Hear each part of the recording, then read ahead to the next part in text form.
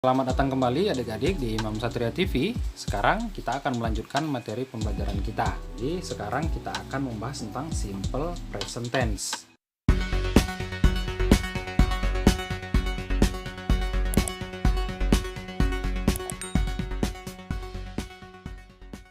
Di sini Bapak udah meletakkan formulanya agar kalian gampang untuk membuat kalimat. Di dalam simple present tense ini kita akan coba menyusun sebuah kalimat ya, menjadi kalimat yang efektif.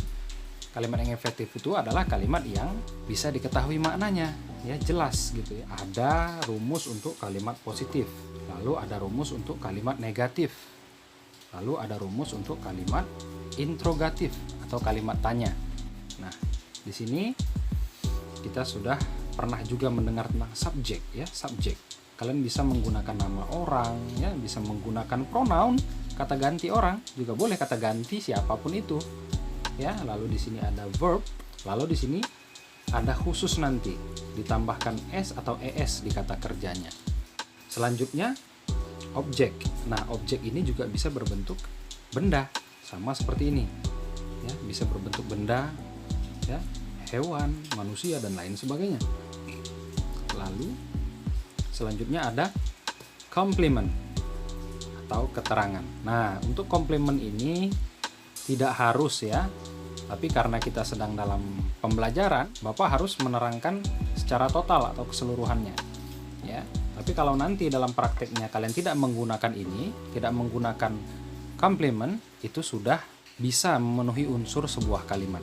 Sudah ada subjeknya, sudah ada predikatnya, sudah ada objeknya. Keterangannya ini bisa keterangan tempat, keterangan waktu ya, keterangan cara ya, bisa aja. Kita langsung saja membuat contohnya ya.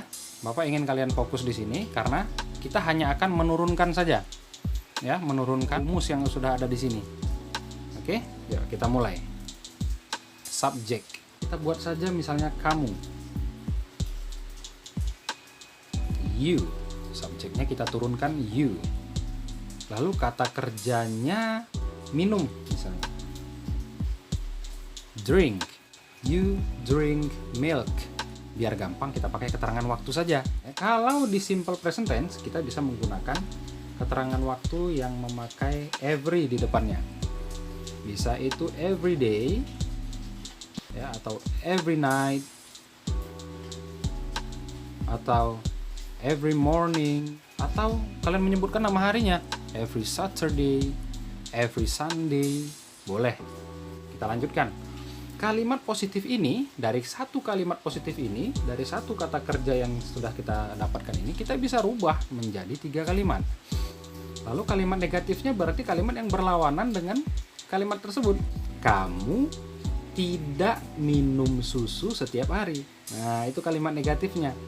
Jadi kalau saya pergi ke sekolah setiap hari, kalimat negatifnya saya tidak pergi ke sekolah setiap hari karena saya hanya pergi ke sekolah Senin sampai Sabtu. Di hari Minggu saya tidak pergi ke sekolah, misalkan seperti itu ya. Kita tinggal turunkan aja nih, subjeknya sama aja kita buat biar gampang ya. Subjeknya tetap kamu, you. Nah, to be yang kita gunakan di sini adalah do atau does. Kalau you itu to be yang digunakan apa? Bapak pernah membaginya dengan I, you, we, they, he, she, it.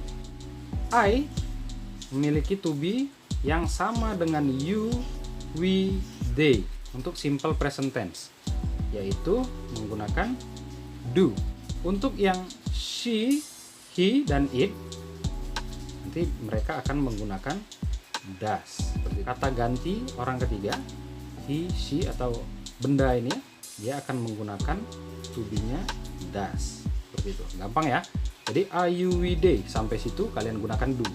Lalu he, she, it kalian gunakan does. Nah, jadi biar gampang seperti itu. Makanya Bapak sengaja mengurutkan I, you, setelah itu we, lalu they. Baru he, she, it agar pengelompokannya lebih gampang. Nah, biasanya di buku cetak itu susunan tidak seperti ini ya. I, you, habis itu she, baru he, baru nanti we, baru they, dan dia melompat gitu ya, sesuai dengan urutan orang pertama, orang kedua, orang ketiga gitu ya. Tapi agar kita belajarnya lebih gampang, Bapak urutkan seperti ini. Oke, sampai situ paham ya? Jadi I, you, we, they, to be-nya pakai do. Kita lihat di sini you berarti to be-nya pakai do. Iya. Kalau di sini ada not, karena dia menyatakan tidak, do not. Kata kerjanya kita turunkan langsung. Apa tadi kata kerjanya? Ini dia, drink. Kita turunkan. Objeknya sama kita buat milk. Lalu kata keterangannya tetap sama, every day. Nah, terakhir untuk kalimat interrogatif atau kalimat tanya, kita turunkan to be yang ada di sini. Do you, kata kerjanya tadi drink. Drink, objeknya milk, every day.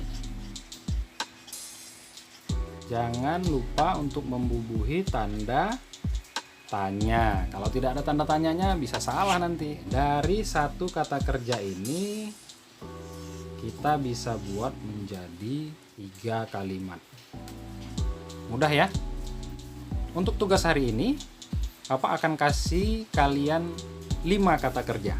Dari 5 kata kerja yang ada di sini ya, kalian buat ke dalam kalimat. Untuk kata kerja yang pertama akan ada kalimat positif, kalimat negatif, dan kalimat interrogatif. Berarti ada 3. Berarti di satu kata kerja ada 3.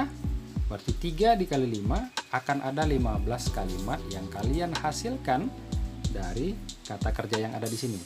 Ya, kalian bebas menggunakan subjeknya siapa, nama orang juga boleh, ya, atau menggunakan pronoun juga boleh. Satu lagi, Bapak tadi belum jelaskan, untuk yang S atau ES ini adalah khusus digunakan kalau subjeknya orang ketiga tunggal. He, she, atau it. Ya, dia menggunakan penambahan S di belakang kata kerjanya. Sinta misalnya, drink, kalian harus menambahi huruf S. Sinta drinks milk every day. Nah, atau di sini kalian buat he. Dia drinks milk every day, gitu ya. Kalau kalian menggunakan satu nama orang, berarti dia termasuk ke dalam orang ketiga tunggal. Ya, jadi kalian harus menambahkan kata kerjanya dengan S atau ES. Bukan berarti artinya jamak ya, karena kalau jamak itu, kata yang jamak itu kalau noun. Ya, kalau noun atau kata benda yang di belakangnya ada S, kata benda, ingat, kata benda ya, noun. Nah, kalau di sini kita sedang membahas tentang verb, kata kerja. Jadi berbeda ya posisinya. Ini ditambahkan S karena untuk menunjukkan di sini orang ketiga tunggal. Nah, khusus untuk yang positif saja tambahkan ini. Kalau nanti untuk yang negatif sudah tidak ditambahkan lagi. Kenapa Pak? Kok nggak ditambahkan lagi di sini? Kalau misalnya di sini dibuat Arya, to be-nya pakai. Kalau Arya dia kan menggantikan he ya, orang ketiga ya, laki-laki, dia laki-laki ya, Arya does not drink. Kenapa nggak pakai S Pak? Kenapa nggak pakai S? Karena di sini sudah diwakili oleh to be-nya. To be-nya yang dipakaikan E dan S. Ya, to be-nya yang sudah digunakan ES. Jadi tidak perlu lagi 2 kali gunakan S lagi di kata kerjanya, tidak perlu, karena ini sudah menunjukkan bahwa dia orang ketiga tunggal. Nah, sudah dikhususkan seperti itu. He does not drink milk every day. Di sini begitu juga. Kalau di sini sudah menggunakan kata does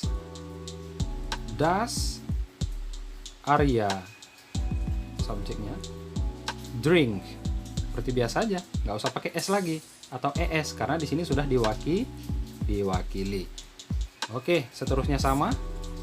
Itu saja tambahan dari Bapak. Semoga belajarnya tetap semangat di rumah ya. Silahkan dikerjakan. 1, 2, 3, 4, 5. Bapak ingatkan, jangan belajar hanya karena ada ujian, tapi belajarlah karena kalian ingin menambah ilmu pengetahuan. Sampai jumpa di pembelajaran selanjutnya di materi-materi yang lebih menarik lagi. See you next time. Bye.